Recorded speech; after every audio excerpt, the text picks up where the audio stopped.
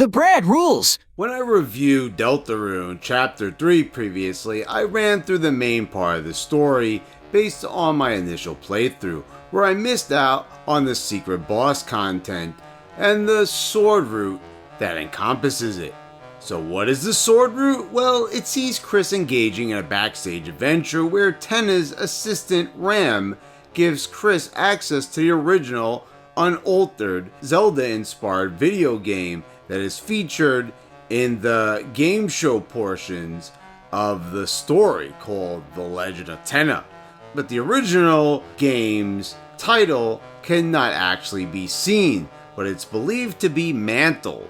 This is the path to the Shadow Mantle, a very useful piece of armor that prevents the knight from downing you for good in the boss fight at the end of the game, allowing you to have an easier time with this very difficult fight, which effectively becomes the chapter's secret boss. This fight looked like a scripted loss to me at first, so I carried on. But it turns out you can actually win this fight without the mantle, but you're going to have to be a true pro to accomplish that. So for all of us regular humans out there, the sword route is the way to go.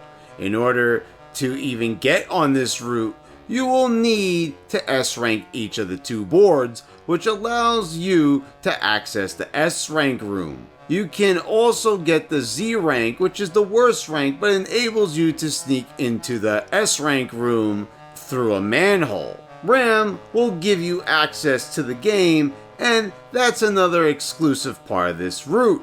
The expansion of Ram as a character, who seems to be concerned with Chris getting to play the games that he wants to play. And if you pass up this route, you'll only get to talk to him at the front desk in the green room, and you really won't get much from these interactions. So when you boot up the game, you'll get a very familiar setting, but it's eerily quiet, unlike Tenna's version. There's very typical Zelda-like enemies here, but none are attacking. You'll explore the map and soon acquire a sword, and you'll hear a very familiar musical cue. Yeah, that's an 8-bit rendition of the Snowgrave musical cue. All of a sudden, the game comes to life with a very Zelda-esque tune, and you can use the sword to attack enemies and level up, which makes the enemies attack you. You'll continue to level up and soon be strong enough to defeat this blue bird. Boy, this seems oddly familiar, doesn't it? Yeah, this is no doubt a nod to Birdly in the Snowgrave route of Chapter 2. You'll cut your way through a bunch of trees where you'll find the ice key, and this extremely creepy piece of music plays before the game and system just shut off.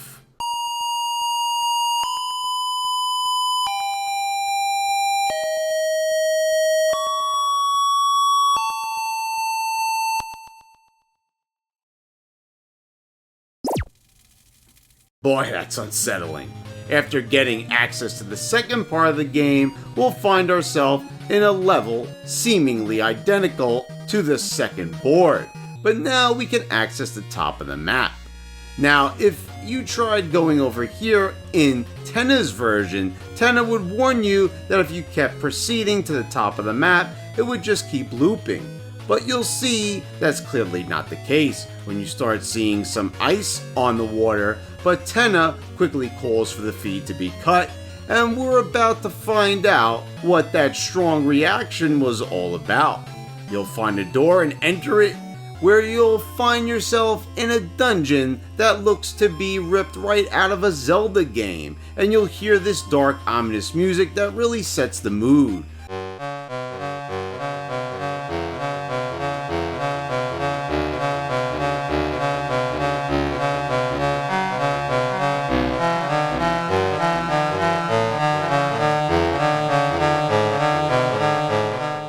You'll go from room to room, leveling up with tons of enemies, and you'll explore a bit more and come upon the ice mage, who will follow you through the dungeon and will lob ice attacks at enemies while seemingly reeling in pain. Wasn't there someone who followed us around, used ice magic, and was reeling in pain outside of this game? The ice mage is meant to represent Noel. You'll use the mage to find the correct path out of this maze of pathways, and then come to a door where you'll be informed that the ice key was used up, and she was used up. As the door opens, Chris will speak to an unseen entity in total darkness and find the shelter key. Then you are told that you were used up as the console shuts off, and take a look at how Chris looks to the side as if he is bothered by what he has seen. I really love this little detail. It's one of the few times you can see that Chris is reacting to something other than physical pain. It seems like Chris recognizes this scenario and realizes that it is reflecting on what he did to Noelle in the Snowgrave route. But isn't that not canon? I really like the line that they used here, that she was used up, you were used up. Just like the key, Chris uses Noelle, and Chris is being used just like a key. Just as a key is needed to open a door, these two are being used like tools for a purpose as well. The last time we play the game, we return to the S-rank room after we uncover what Tenna's been up to, and everyone starts abandoning him, leaving us with a very melancholy setting and music. Chris comes upon Ram, who is half petrified, and with his last bit of ability to speak, asks Chris why exactly he created a dark world fountain in his living room. The only character to ask him this. Chris fires up the game for the third and final time. This time you'll find yourself in a city with Susie and Rousey along for the ride. This is actually part of the unused board that was originally supposed to be in the third round of the game show, but it was cut. Tenna actually starts to announce it before Susie cuts him off, but here's a version of it. You'll search around, but find that there's nowhere to go, and these crowd control stanchions are blocking the way. You need to level up to break through them, but how can you do that when there's no enemies in sight? Chris will need to strike down both of his friends to do this, and with each strike, Chris winces, looking away from the screen. A pretty powerful moment, kind of like those who had a hard time bringing themselves to kill enemies in Undertale. Chris, being the player, can't stand to see his friends being struck down even when they're in digital form. You'll fight your way through quite a few enemies, and you'll find this room where this enemy will mimic your movements, and you'll position yourself and it on the switches, and then weirdly take control of the enemy and guide them into Chris's avatar that is stabbing away. I almost didn't even realize what was going on at first. And you'll come upon Tenna, who shares some insight on his relationship with Spamton, and how he wanted to know how Spamton managed to obtain his success, but it came to an end when Spamton ran out on him when the mystery caller who was helping Spamton abandoned him. Tenna is blocking the way, so we have no choice but to dispatch him as well.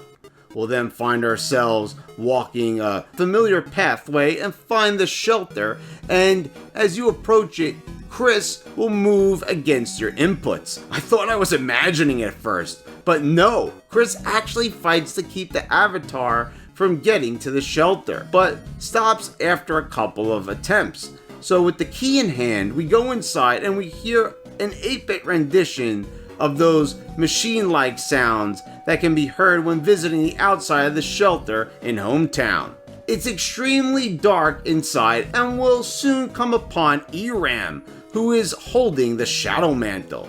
You'll face off against Eram, who has a variety of attacks that will keep you moving and on your toes. Friend will also show up and attack you in multiples, and when you dispatch them, they'll leave behind their mounts that will laugh at you. Friend is actually who appears in the cutscene when Rousey is explaining how the Dark World works in the beginning of the chapter. And he was also stalking us in the basement of the Queen's Mansion in Chapter 2. You'll finish off Eram, and he'll soon give up the Shadow Mantle, but it's out of reach. You'll navigate all around and see that you actually leave the screen and the avatar stabs at Chris, narrowly missing him. When you get up, you'll find that you can actually enter the screen and open the chest containing the shadow mantle. So was this game just a game or a weird link between dimensions? Playing through the sword route feels so wrong, even though it's the designated path for fighting the secret boss and getting the shadow crystal. There are parallels to the Snowgrave route. Perhaps Snowgrave isn't an alternate path, but the path. I like how, much like Snowgrave, you feel somewhat dirty playing through all this, but unlike Snowgrave, it is the intended path. In Snowgrave, you have to go out of your way to successfully complete the route, but the sword route is basically the side quest you need to accomplish so you can get the shadow crystal, just like navigating the basement to get and return the disc to Spampton in Chapter 2, and finding the keys to fight Jevil in Chapter 1. In essence, Chapter 3's process feels most innocent of all. I mean, you're just playing a video game, aren't you? That's what makes it all the more hair-raising. So guys, let me know what you think in the comments down below. Have you played through the sword route? And if you have, let me know what you think about it. And if you haven't, are you gonna try to play through it and experience it for yourself? Let's discuss it down below. And please subscribe if you haven't already. Click the bell to get all the notifications when I post all my new videos. I want to thank all my subscribers for your continued support. And thank you all for watching. I'll see you next time.